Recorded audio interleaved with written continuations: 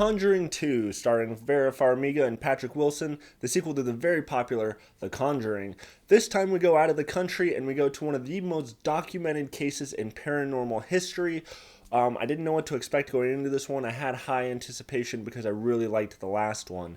Now, right away, obviously, we have great acting in this movie, just like the last one. One thing this movie has a lot more than the last one, to me, is actual horror elements. The Conjuring, the first one, was a pretty scary movie, but overall it was more of just a good movie in general, not so much a horror movie, you know. This movie, man, there were some scenes in there where I legitimately got scared because I'm usually not a big horror movie guy because I just don't get that freaked out. But the way they use shadows in this movie is just amazing. There's so many scenes where it's not like pitch black, it's not like the lights went out and you can't see anything, but there's just corners of the room that are a little bit too dark to see what's in there. And I remember when I was a kid, there'd be moments like that at night or during the day, there's just a room that's a little bit too dark and you're kind of like, ooh, what's in there? And the way they just play with that darkness in this movie is so good. And there's one scene that I'm not going to completely spoil for you, but it involves a painting and a nun. And that whole scene and the way they filmed it really freaked me out, man. I mean, I still get chills. And if I ever see a painting like that in real life, I'm going to be avoiding the shit out of it.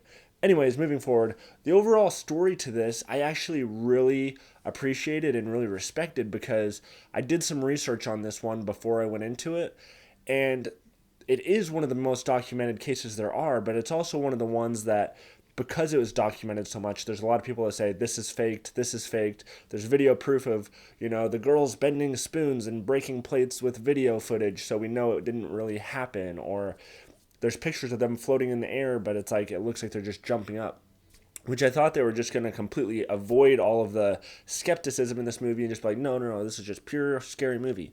But what they actually did is they actually brought up all those things in this movie. They bring up the skepticism. That you have the Warrens who are, trying to help this family, and then you have this other lady who's there, and she's kind of like, look, you guys realize they're faking it, right? Because look, I have video of the girl just throwing plates. Look, this photo, it looks like they're just jumping up in the air. They bring up all the same things that I noticed when I was researching it, and they actually put it in the movie, and I didn't think they would do that. And then it kind of has this thing of like, well, are they faking it or are they not faking it? And you just kind of have to watch the movie to figure it out, but it goes both ways in the movie. And that was just one direction I didn't expect a horror movie to take on something like this. And so that was really cool. Overall, I was just super entertained by this movie.